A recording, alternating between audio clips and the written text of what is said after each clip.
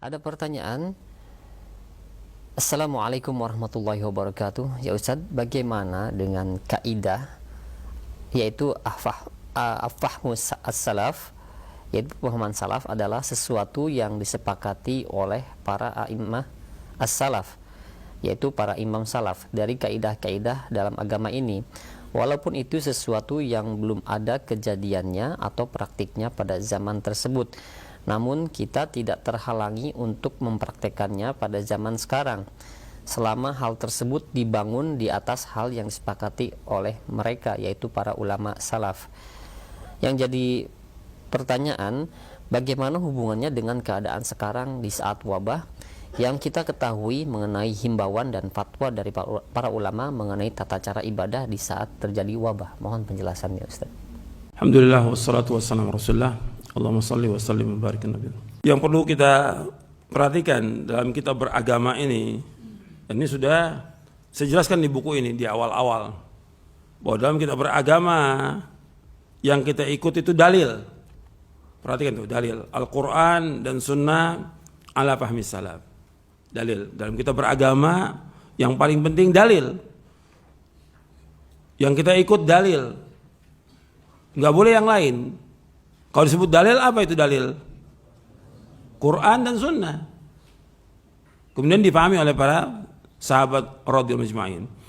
Jadi dalil dulu, dalilnya ada atau tidak. Bukan kesepakatan, dalil dulu ada atau tidak. Ketika dalil tidak ada, ya nggak bisa kita ikut. Kan Allah berfirman dalam surah Al-Isra di ayat 36, "Wala taqfu ma laysa laka bi'ilmun inna sam'a wal basar wal fuada kullu ulaika kana mas'ula." Jangan kamu ikut apa yang kamu tidak ketahui. Sungguhnya pendengaran, mata dan hati akan ditanya oleh Allah SWT.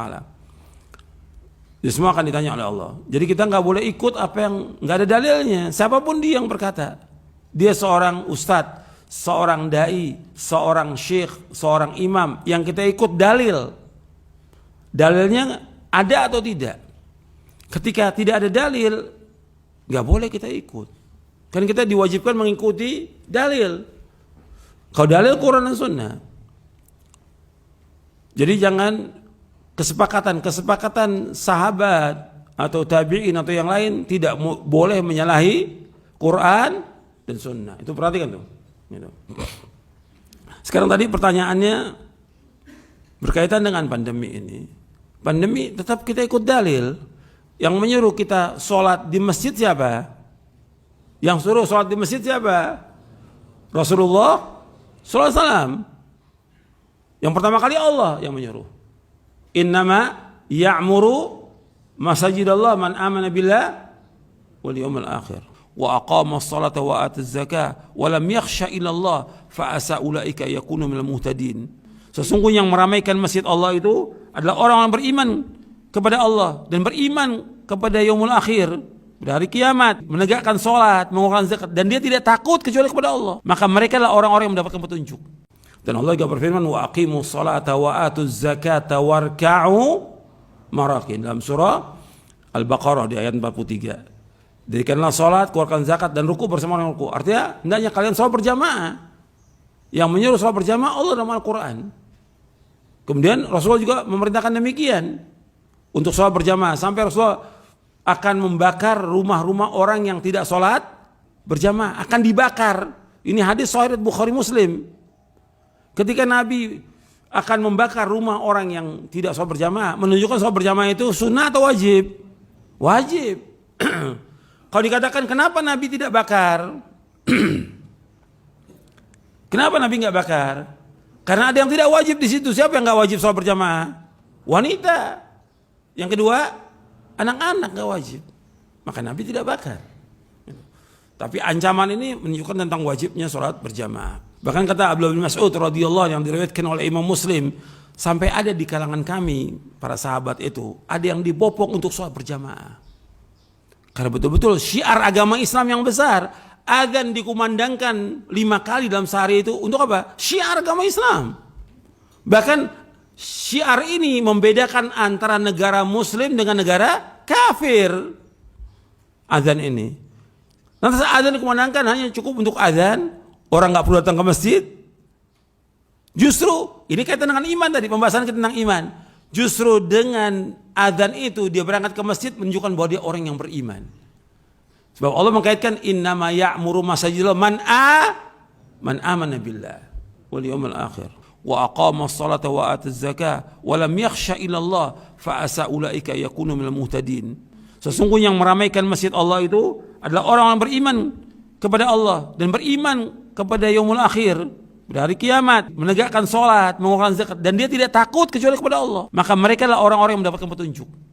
Yang meramaikan masjid Allah, yang beriman kepada Allah. Ini kaitan dengan iman, syiar agama Islam. Dan antum perhatikan lagi, ketika orang berada di masjid, apakah orang itu menularkan penyakit? Tidak pernah ada. Dari sejak zaman dulu, wabah, sampai hari ini. Nggak ada yang namanya di masjid orang menularkan penyakit, nggak ada. Masjid bersih. Orang dari masjid, dari rumah itu, dia sudah apa? Sudah berwudu. Bahkan juga dari mereka ada yang mandi. Bersih. Gitu. Jadi ini harus diperhatikan bahwa kemudian jangan, kita ini kan ikut-ikutan. Gitu. Kan ada ustadz yang berfatwa, ada ulama. Antum ikutin dalil mengatakan untuk sholat berjamaah di masjid. Yang kedua, dalil juga menyuruh sholat itu rapat. Yang nyuruh siapa? Rasulullah SAW. Antum mau taat sama Rasulullah, apa taat sama ustadz? Yang menyuruh untuk merapatkan saf siapa? Rasulullah SAW. Rasul yang suruh. Untuk apa? Untuk merapatkan saf. Beliau yang suruh, sawwu sufakum wa qaribu bainaha wa la tadaru furujatin lisyaitan. Luruskan saf kalian, dekatlah saf kalian, rapatkan saf kalian, dan jangan tinggalkan celah untuk setan. Disuruh rapat. Apakah rapat ini menularkan penyakit? Tidak. Sholat yang perintahkan Rasulullah SAW. Dan antum ingat, kalau seandainya nanti akan terjadi bahaya, akan membahayakan kaum muslimin, Allah akan menyampaikan yang demikian kepada siapa? Kepada Rasulullah, agar Rasul menyampaikan kepada umatnya. Ini kan gak ada. Dan Allah berfirman dalam Al-Quran, wa ma kana rabbuka nasiya. Allah nggak pernah lupa bahwa nanti akan ada di zaman yang akan datang begitu. Sebagaimana Nabi menyebutkan tentang taun, Nabi nggak pernah menyebutkan nanti kalau datang taun sholatnya di rumah. Nanti kalau datang taun safnya renggang. Ada nggak tuh hadisnya? Nggak ada. Nabi udah menyebutkan demikian. Kita kembali kepada dalil. Selamat kita dalil. Karena ada perkataan ulama segala macam. Perkataan ulama kalau bertentangan dengan dalil, yang kita ikut apa?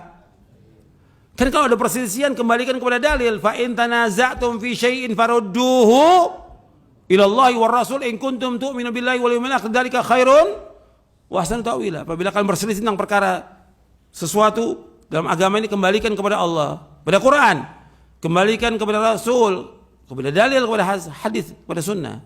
Jika kalian beriman kepada Allah dan hari akhir, yang demikian yang paling baik dan sebaik-baik akibatnya. Dalam surah An-Nisa ayat 59. Ini harus kita ikut dalil. Sekarang ini orang sudah menjauh dari dalil. Antum di luar jaga jarak, segala macam, enggak ada masalah. Tapi kalau untuk sholat, ini ibadah kepada Allah. Sudah ada aturannya dalam syariat. Aturannya. Yang kita ikut dalil, bukan kaidah, dalil. Ini penting, harus diulang-ulang ini. Karena masih banyak yang takut. Gitu. Alhamdulillah, antum lihat di masyarakat, di kampung-kampung sampai hari ini jutaan orang sudah sholat berjamaah dan rapat. Nggak ada tuh yang kena, nggak ada. Gitu. Jadi harus ingat tuh.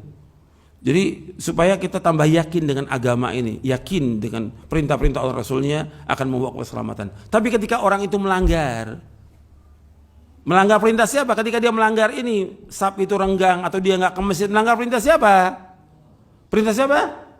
Perintah Rasulullah SAW. Akibatnya bagaimana? Allah sebutkan dalam surah An-Nur di ayat 63, "Falyahdharil ladzina yukhalifuna an amri an tusibahum fitnatun aw yusibahum adzabun alim." Dalam berhati-hati orang yang menentang perintahnya. Perintah siapa? Rasulullah. Akan terkena fitnah atau azab yang pedih. Kok kita takut sama yang lain, nggak takut sama Rasulullah? Mesti takut kita. Kalau kita menyalahi perintah Rasulullah, akibatnya fatal. Itu perhatikan. Dan nggak ada yang namanya orang sholat di masjid berjamaah rapat itu kemudian melakukan penyakit, tidak ada. Itu dibuktikan di masyarakat. Jadi kenapa selalu sasarannya masjid gitu? Kok masjid? Yang seolah-olah masjid itu tempat kesalahan, tempat dosa. Mestinya kan orang menganjurkan salat ke masjid. Bahkan ada orang membuat istilah, kalau untuk di luar iya, ya untuk kantor, kerja, pasar, kendaraan, nggak apa-apa PPKM. Tapi kalau buat masjid, perbanyak pergi ke masjid, gitu kan? Mesti kan begitu. Karena apa? Karena tujuan dari PPKM apa? Tujuannya supaya apa? Berkurang kan wabah ini, berkurang penyakit ini. Mesti perbanyak ke masjid supaya apa? Kaum muslimin berdoa agar Allah mengangkat wabah dan bala ini. Berlomba-lomba datang ke masjid agar Allah angkat. Berdoa kaum muslimin dalam sholatnya, berdoa dalam sujudnya agar Allah angkat wabah ini. Dianjurkan ke masjid. Itu harus ingat tuh. Justru orang di saat wabah, di saat musibah, di saat bencana berbondong-bondong ke masjid. Dan antum lihat setiap ada kejadian apa-apa mesti yang diselamatkan oleh Allah masjid. Ketika tsunami di Aceh, yang Allah selamatkan apa? Masjid. Berarti tempat itulah tempat orang bersujud kepada Allah untuk minta kepada Allah. Agar apa? Dihilangkan bencana dan wabah ini. Bukan orang disuruh untuk di rumah. Bukan nggak ke masjid. Ke masjid anjurkan. Mesti para ustadz menganjurkan semangat orang ke masjid. Jangan takut-takuti, jangan. Ke masjid. Dan alhamdulillah sampai hari ini orang yang sholat di masjid nggak ada yang nular. Nggak ada yang kena. Kalau kena juga ya memang sudah waktunya dia kena. Bukan karena dia masjid. Gitu. Memang Allah sudah takdirkan. Jadi ini harus perhatikan yang seperti ini supaya kita ini tidak suudzon kepada masjid. Kok masjid? Kenapa dia nggak bicara soal pasar, soal keramaian tempat yang lain, soal orang yang demo, soal yang segala macam lah. Kok kenapa masjid jadi sasaran? Kenapa masjid? Justru tempat ini tempat yang diredoi oleh Allah dari semua tempat yang ada di muka bumi. Allah yang paling redho kepada masjid. Yang Allah benci apa? Pasar. Itu nas hadis yang sahih riwayat Muslim. Anjurkan orang ke masjid, berdoa kepada Allah agar Allah angkat wabah ini. Itu yang harus benar itu. Bukan kemudian orang dilarang ke masjid dengan fatwa ulama, dengan fatwa ini, dalil yang harus diikut. Ini agama yang kita ikut dalil Quran dan Sunnah al-Fahmi salaf, bukan yang lain. Ini harus kita pegang ini. Ini agama. Mestinya dia menganjurkan orang kepada kebaikan, menganjurkan orang untuk berani, menganjurkan orang untuk mendekat kepada Allah, bukan tambah jauh. Allah akan tanya di hari kiamat nanti tentang perbuatan dia. Banyak orang nggak sholat sekarang ini gara-gara mereka, gara-gara para ustadz ini nggak sholat ke masjid. Apa nggak dosa dia? Mestinya dianjurkan orang ke masjid, perbanyak pergi ke masjid supaya Allah hilangkan wabah ini. Tujuannya bagaimana hilang wabah ini? Istri antum sakit di rumah nggak ada masalah, tapi untuk masjid, tempat yang diredai oleh Allah SWT. Itu ingat itu. Dan juga kepada bangsa ini juga lihat bagaimana sejarah umat Islam merdeka ini dengan kumandang takbir, dengan doanya mereka di masjid, Allah merdekakan bangsa ini dari penjajahan. Itu harus ingat tuh. Justru umat Islam punya jasa kepada negara ini. Anjurkan mereka masjid dan buka masjid untuk ibadah kepada Allah. Jangan ditutup masjid ini. Berikan semangat kepada orang untuk ibadah kepada Allah. Sebab dengan dekat mereka kepada Allah, Allah hilangkan wabah ini. Tutup tempat maksiat, tutup tempat maksiat. Tempat maksiat, tempat syirik tutup. Tapi masjid buka untuk ibadah kepada Allah. Ini akan Allah angkat wabah ini insya Allah. Jadi saya pikir itu yang harus diberikan semangat kepada kaum muslimin. Jangan tambah takut. Masjid ditutup, pasar nggak ditutup. Ini masjid ditutup, kantor tetap dibuka. Dan segala macam. Kok masjid, tempat ibadah umat Islam yang 5 waktu mereka bermunajat kepada Allah, kenapa ditutup? Jadi ini harus diperhatikan dan harus semua melaksanakan ini untuk apa? Untuk kebaikan diri, kebaikan keluarga, kebaikan masyarakat, kebaikan negara dan bangsa ini. Sebab Allah akan memberikan kemakmuran, keberkahan dengan orang yang bertakwa dan beriman. Dengan apa? Dengan melaksanakan ibadah kepada Allah SWT. Mudah-mudahan bermanfaat. Kurang lebihnya saya mohon maaf. Wassalamualaikum warahmatullahi wabarakatuh. Subhanakallahumma bihamdik asyhadu an la ilaha illa anta astaghfiruka wa atubu ilaik. Assalamualaikum warahmatullahi wabarakatuh.